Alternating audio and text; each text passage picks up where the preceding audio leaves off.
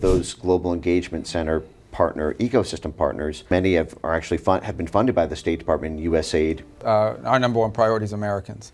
So we don't want to see an American who happens to be living in London or happens to be living in Europe post something online about American politics or any politics, and all of a sudden they're facing ramifications over there, or they're denied entry, and something happens. Those Global Engagement Center ecosystem partners have been involved in the shaping of those foreign laws.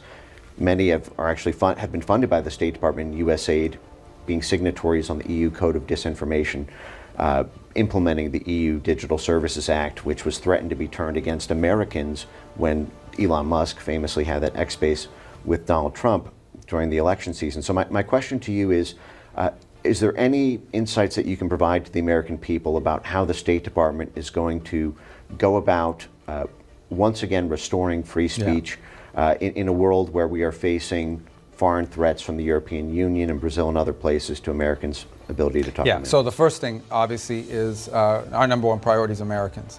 So we don't want to see an American who happens to be living in London or happens to be living in Europe post something online about American politics or any politics, and all of a sudden they're facing ramifications over there, or they're denied entry, and something happens, we're denying them into our country, or we're going to arrest them because they posted something while living overseas. So our number one interest is the impact it has on Americans. The broader point, which is the one I think the Vice President made very clear in Munich at the security conference, and people freaked out about what he said, but it's true.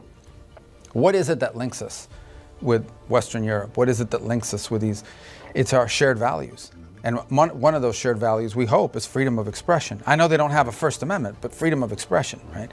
And if that is eroded, if suddenly these become places where people are targeted because of what they said or what their opinion is, then one of the pillars of our shared interest, beyond military cooperation and everything else, is under attack.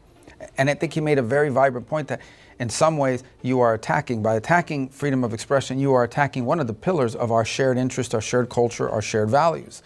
And so I think we raised that. We've raised that. I mean, I can tell you we were at an Oval Office meeting with the Prime Minister of the United Kingdom, and this issue came up. So this has been raised. It becomes part of our diplomatic situation that we raise when we interact with foreign interlocutors. I think what's troubling is we understand, that's always going to be an issue when certain countries around the world, but when you're dealing with Western European allies, and that's who you're talking to about this stuff, it really tells you how far it's gone and how big a problem it is. So that's a new thing for us to have to raise in those capitals, but we do it, and we do it everywhere.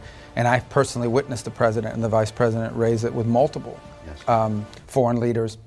And I think you're going to continue to see an emphasis on that in our diplomacy and what we talk about.